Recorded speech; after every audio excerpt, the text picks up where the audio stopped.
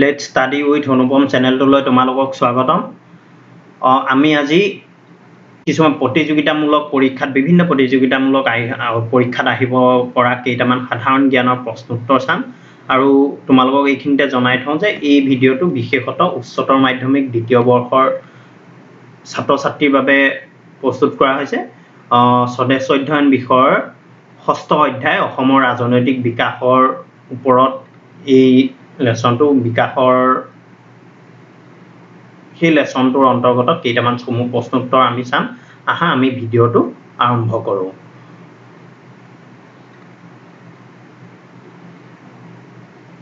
আহা আমি প্ৰথম প্ৰশ্নটো চাওঁ। আহা প্ৰথম প্ৰশ্নটো হৈছে অসমত 1857 খ্ৰীষ্টাব্দৰ বিদ্ৰোহৰ নেতৃত্ব কোনে দিছিল? এইখিনিতে তোমালোকক জনাই থওঁ যে 1857 খ্ৰীষ্টাব্দত সমগ্ৰ ভাৰতবৰ্ষত ব্ৰিটিছৰ বিৰুদ্ধে এটা বিদ্ৰোহ হৈছিল, এটা ব্যাপক বিদ্ৰোহ হৈছিল। সেই বিদ্ৰোহৰ প্ৰভাৱ অসমতো পৰিছিল। গতিকে সেই অসমত 1857 খ্ৰীষ্টাব্দৰ বিদ্ৰোহৰ নেতৃত্ব দিছিল মণিৰাম দেৱানে। 1857 খ্ৰীষ্টাব্দৰ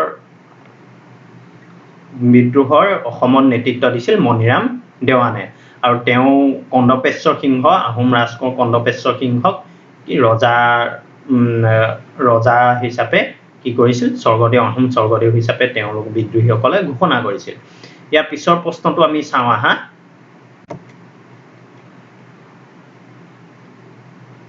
ইয়াৰ পিছৰ প্ৰশ্নটো হৈছে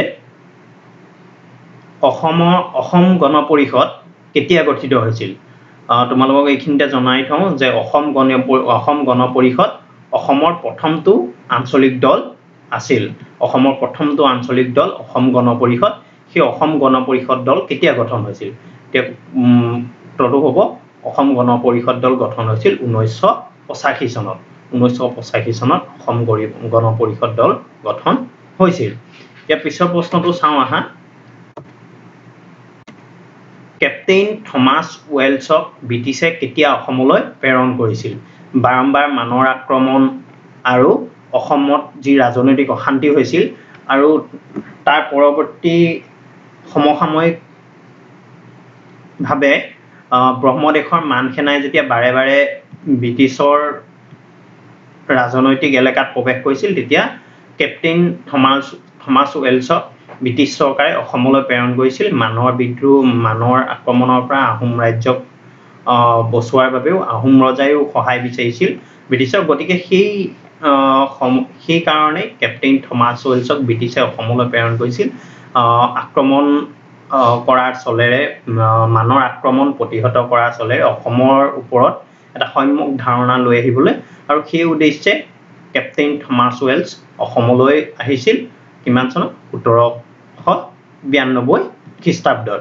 তেনেহ'লে উত্তৰটো হৈছে কি? কেপ্টেইন থমাছ ৱেলছ অসমলৈ আহিছিল 1792 খ্ৰীষ্টাব্দত। তাৰ পৰৱৰ্তী প্ৰশ্নটো আমি চাওঁ আহা। ইয়াণ্ডাবু সন্ধিৰ সময়ত কাছাৰৰ ৰজা কোন আছিল? এতিয়া এটা গুৰুত্বপূৰ্ণ প্ৰশ্ন, যিহেতু কাছাৰ, মণিপুৰ আৰু অসমৰ ওপৰত ইয়াণ্ডাবু সন্ধিৰ প্ৰভাৱ আছিল অপৰিসীম, বিশেষকৈ অসমৰ ওপৰত। এতিয়া প্ৰশ্ন আহিছে যে ইয়াণ্ডাবু সন্ধিৰ সময়ত কাছাৰৰ ৰজা কোন আছিল? ইয়াণ্ডাবু সন্ধি স্বাক্ষৰিত হৈছিল 1826 চনত ব্ৰহ্মদেশৰ ৰজা আৰু ব্ৰিটিছসকলৰ মাজত। গতিকে এই ইয়াণ্ডাবু সন্ধি স্বাক্ষৰিত হৈছিল 1826 চনত আৰু সেই সময়ত ইয়াণ্ডাবু সন্ধিৰ সময়ত কাছাৰৰ ৰজা আছিল গোবিন্দ চন্দ্ৰ। ইয়াৰ পিছৰ প্ৰশ্নটো চাওঁ আহা।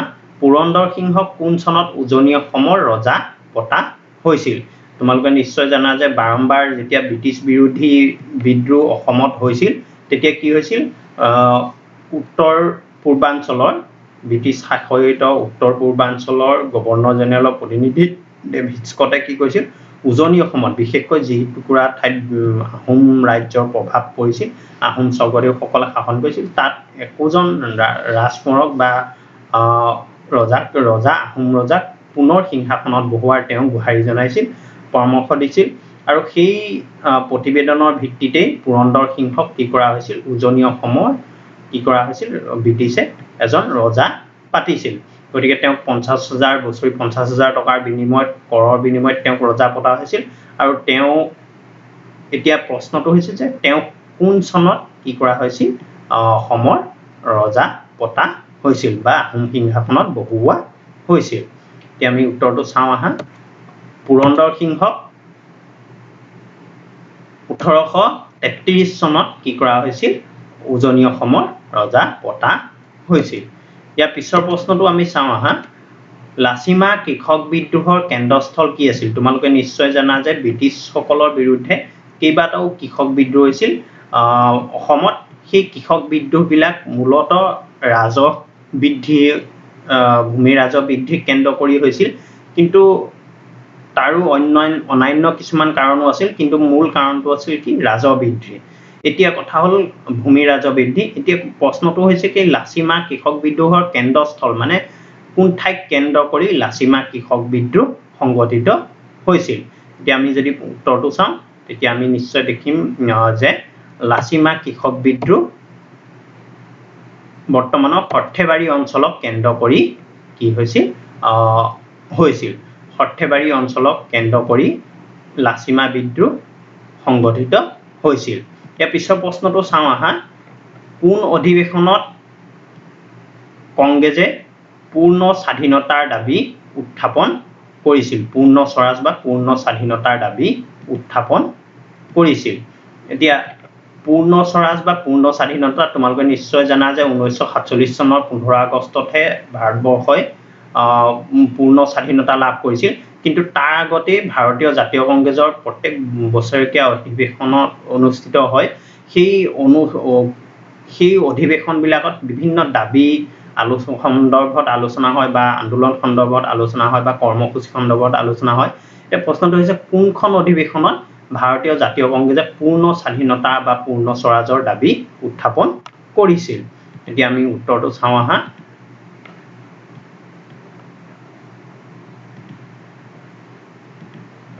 যে ভাৰতীয় জাতীয় কংগ্ৰেছৰ লাহোৰত অনুষ্ঠিত অধিৱেশনত পূৰ্ণ স্বৰাজৰ দাবী উত্থাপন হৈছিল 1929 চনত ইয়াৰ পিছৰ প্ৰশ্নটো আমি চাওঁ আহা 1942 চনৰ ভাৰত ত্যাগ আন্দোলনৰ সময়ত গহপুৰত শ্বহীদ হোৱা মহিলাগৰাকীৰ নাম কি 1942 চনৰ যি ভাৰত ত্যাগ আন্দোলন বুলি কোৱা হয় ভাৰত ত্যাগ কৰিবৰ কাৰণে মহাত্মা গান্ধীয়ে ব্ৰিটিছসকলক সকিয়নি দিছিল ভাৰতীয় জাতীয় কংগ্ৰেছৰ পৃষ্ঠপোষকতাত এই আৰু মহাত্মা গান্ধীৰ সবল নেতৃত্বত এই আন্দোলন আৰম্ভ কৰাৰ হুংকাৰ দিয়া হৈছিল ভাৰত ত্যাগ আন্দোলন হুংকাৰ দিয়া হৈছিল কিন্তু আন্দোলনৰ আৰম্ভণিতে 1948 চনৰ 8 আগষ্ট তাৰিখে কি কৰা হৈছিল মহাত্মা গান্ধীকে ধৰি সকলো কংগ্ৰেছী নেতাক কি কৰা হৈছিল গ্ৰেপ্তাৰ কৰা হৈছিল এতিয়া সেই আন্দোলনত পৰৱৰ্তী সময়ত জনতাই নিজৰ জনগণে স্বতঃস্ফূৰ্তভাৱে এই আন্দোলন কৰিছিল আৰু আন্দোলনৰ প্ৰভাৱ ব্যাপক আছিল এতিয়া প্ৰশ্ন হল কি অসমতো সেই আন্দোলনৰ প্ৰভাৱ পৰিছিল আৰু সেই সময়ত গহপুৰত পতাকা উত্তোলন কৰিবলৈ গৈ এগৰাকী মহিলা শ্বহীদ হৈছিল গতিকে সেই মহিলাগৰাকীৰ নাম কি এতিয়া আমি চাওঁ আহা উত্তৰটো যে 1942 চনৰ ভাৰত ত্যাগ আন্দোলনৰ সময়ত গহপুৰত কনকলতা বৰুৱা কি হৈছিল শ্বহীদ হৈছিল ইয়াৰ পিছৰ প্ৰশ্নটো আমি চাওঁ আহা বিদেশী বিতাৰণ আন্দোলন কেতিয়া আৰম্ভ হৈছিল এইটো ভাৰতবৰ্ষৰ স্বাধীনতা লাভ কৰাৰ পিছত অসমলৈ যেতিয়া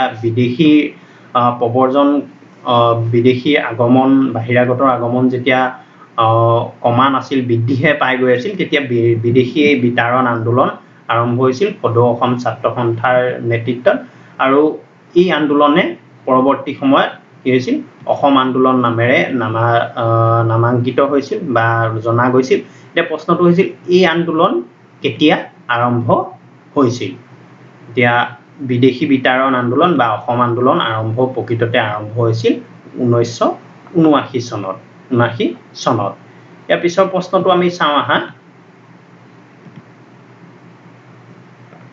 কোন চনত মহাত্মা গান্ধী প্ৰথমবাৰৰ বাবে অসমলৈ আহিছিল মহাত্মা গান্ধী প্ৰথমবাৰৰ বাবে অসমলৈ কেতিয়া আহিছিল মহাত্মা গান্ধী ভাৰতবৰ্ষৰ স্বাধীনতা আন্দোলনৰ এজন উল্লেখযোগ্য নেতা এতিয়া তেওঁ কেইবাবাৰো অসম ভ্ৰমণ কৰিছিল এতিয়া প্ৰশ্নটো হ'ল কোন চনত প্ৰথমবাৰৰ বাবে তেওঁ কি কৰিছিল অসমলৈ আহিছিল এতিয়া আমি উত্তৰটো চাওঁ আহা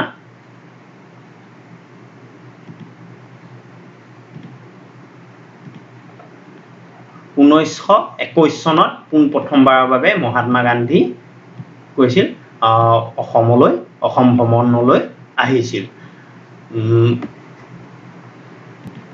গতিকে ছাত্ৰ ছাত্ৰীসকল আজিলৈ ইমানেই আশা কৰোঁ তোমালোকে ভিডিঅ'টো দ্বাৰা উপকৃত হৈছা যদি তোমালোকৰ এই ভিডিঅ'টো দ্বাৰা উপকৃত হৈছা তেন্তে ভিডিঅ'টো লাইক কমেণ্ট কৰিবা আৰু লগতে চেনেলটো ছাবস্ক্ৰাইব কৰি দিবা ধন্যবাদ